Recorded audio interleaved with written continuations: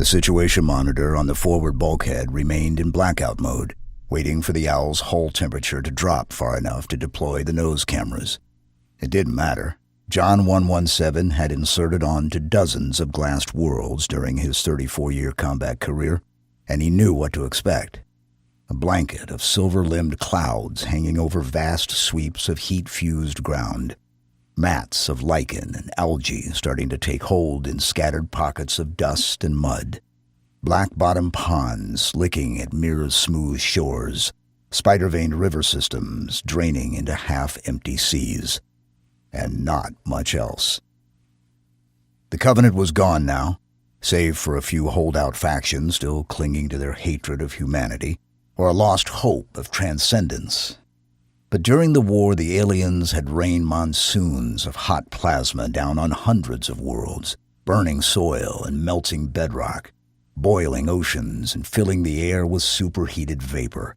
Any creature that had escaped instant incineration had suffocated on superheated smoke, or seared away its feet fleeing over molten ground, or emerged from hiding to eventually starve while wandering barren expanses of ash-impregnated lecitellurite.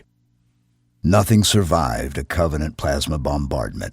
John knew that. But this was Reach, the closest thing to a home he and his fellow Spartan Twos could remember, and he wanted to see for himself how it was faring these days. He needed to. Operation Wolf was supposed to be a simple mission, just a 2-kilometer descent into the ruins of Castle Base to recover the assets Dr. Catherine Halsey needed to save galactic civilization, again, from a rogue AI, Cortana. 2 years ago, Cortana had been John's AI, residing in his Mjolnir armor connected to his mind through a port in the back of his skull. And she... Damn, it was happening again. John could hardly think of Cortana's name without finding himself in a battle against his own thoughts, replaying the entire incident in his mind and wondering what he might have done differently. It wasn't a bad neural lace or hypnotic suggestion or anything like that. He was just... He checked his heads-up display for the go time. ETA 27 minutes, enough of a window to get himself sorted and focused. John had known before their last battle together that Cortana was descending into the final stages of rampancy, a sort of inevitable AI schizophrenia, as her mind literally outgrew its neural matrix after 7 years of existence. But with the fate of humanity hanging in the balance, he allowed Cortana to infiltrate the control systems of a primordial enemy vessel, sacrificing herself so he could destroy a devastating weapon threatening Earth. And it had worked, until Cortana returned from the dead. Things had really gotten off the rails then, and John had made some decisions he regretted.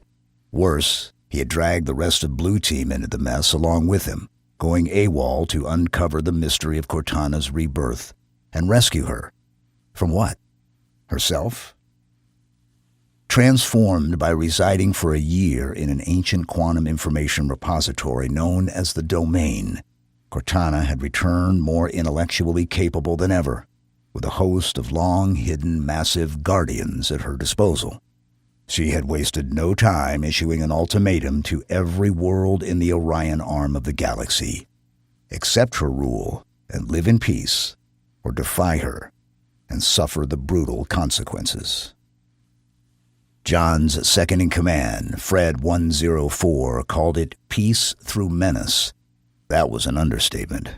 The Guardians were so powerful they could neutralize entire worlds and knock fleets out of orbit, killing thousands, even hundreds of thousands, when huge vessels crashed down on the towns and cities below. And Cortana had also corrupted an army of human AIs into aligning with and spying for her. Now, interstellar civilization was sinking into a nightmarish surveillance state, with the situation worsening each day. And John could not help feeling responsible. Had he ordered Cortana to stand down when her deterioration began to accelerate, she would never have been drawn into the Domain. But he would never have destroyed that Forerunner weapon. It was all just going in circles.